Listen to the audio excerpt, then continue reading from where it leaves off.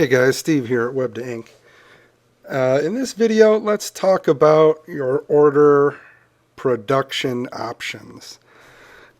So what I mean by that is when a customer places an order, you might have different production levels that they can choose from. Standard production, rush production, 3-day production, same-day production. And then those production charges might come with different rush charges or different charges that match the level of production that your customers want. So in this video I'm going to show you what that looks like on the front end, and I'm going to show you how to manage it on the back end. So we're logged into one of our test sites right now, and I'm just going to go through and show you where to control that, and then I'm going to show you what it looks like for your customer on the front end. So let's get started. We're going to go to Web2Ink, and then we're going to go to Order Production. Now, I already have this filled out, but I'm going to go through everything and show you. So right up here in this first section, you're going to put your standard production time. So we'll say that it's 14 days. So that's the standard rush, or this is your standard production for your non-rush orders. Right here, this line, you are able to put in any days of the year that you're closed. So any days that you don't want to count towards production days. So you might put in Christmas, New Year's, Thanksgiving. You just put in the dates in this format and separate them by commas. If you put in a date like 1/1 for example, and then I do a comma, that's going to be January 1st, and that's going to apply to every year. So say you're doing something like Thanksgiving, which doesn't fall on the same day every year. You might say 11, this year it falls on the 24th. You might say 11/24/2019, and then that's going to use that specific day on that specific year. So if you enter the date, it's for that year only. If you enter the year, it will apply to that year only. If you just enter the month and day, then it's going to apply to all future years. So moving on. Right here you've got exclude Saturday and Sunday. So if you don't want Saturday and Sunday to count as production days, then you can leave these checked. If you're working on Saturdays and Sundays, you can uncheck these. And then right here, these are going to be your business hours. So the way this works is any orders that come in from your website that fall outside of these hours, the first production day will be the following business day. So I've got them set right now for 9 to 1700 hours, which is 5 p.m. Say you want to have a rule in your shop that orders that come in after 2 o'clock are processed the following day. You can just change this to 1400. Then anytime you make a change, just click on Update Settings, and that will apply. So this is how you determine what your production days are.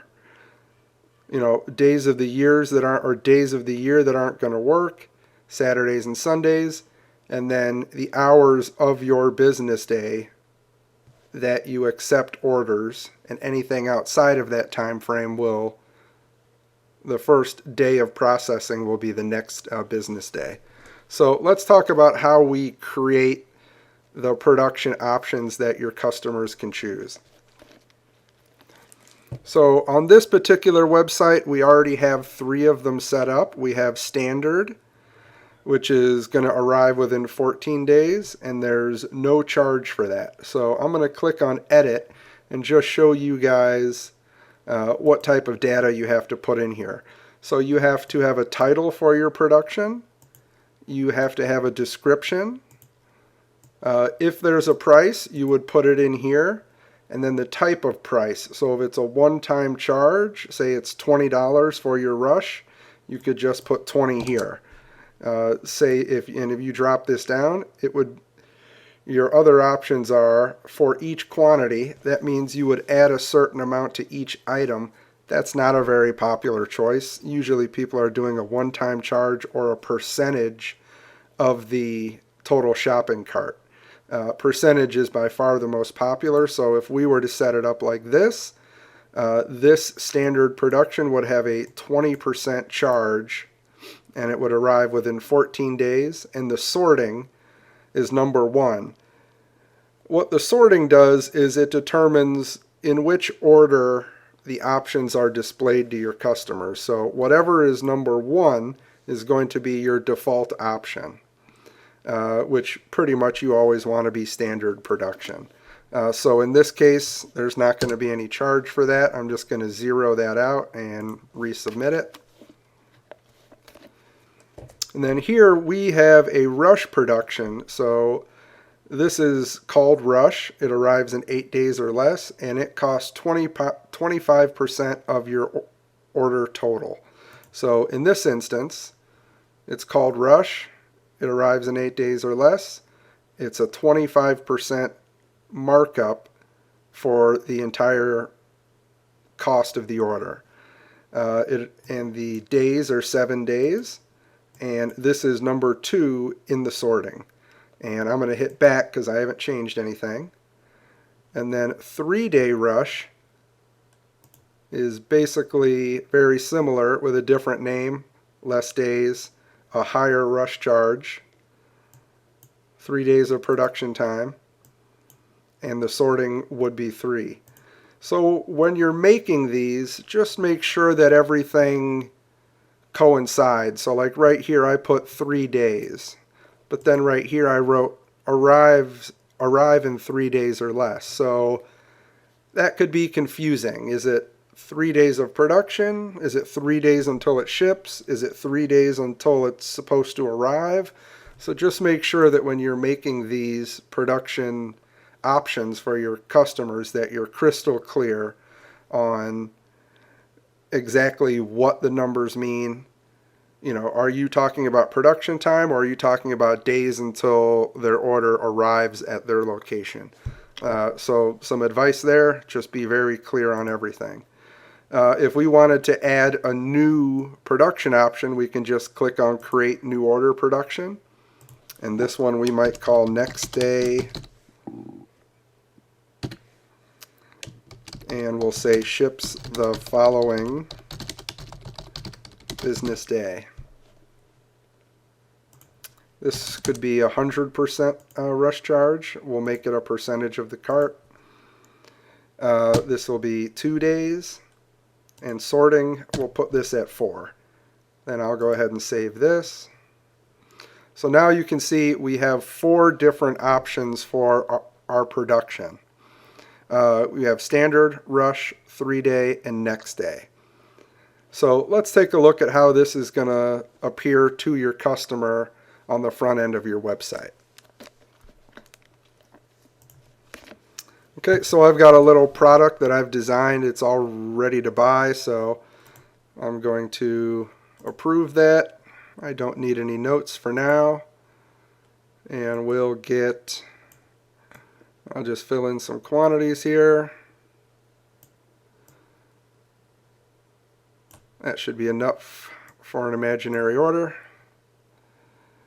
Let's just say I wanted to get a few of these shirts in a different color. I could use the mix styles and colors option right here, but for now we're just going to push this order through. So I'm going to click on add to cart.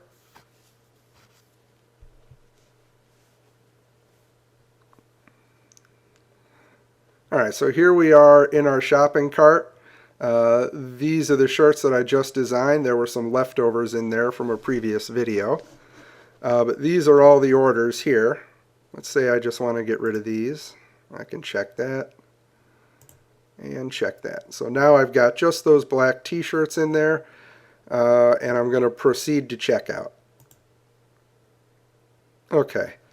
So right here I've got all my information, where it's shipping and all of that. Right here I've got a review of what is in my order, and then we get down to right here where it says order production, and this is where your customer is going to be able to choose which one of your production levels they want to use for their order. So you can see on standard it gives you the description and there's no price changes. If I go to rush, that description changes and it very clearly shows exactly what the upcharge is for that production. And then the same exact thing with 3-day and the same exact thing with next day.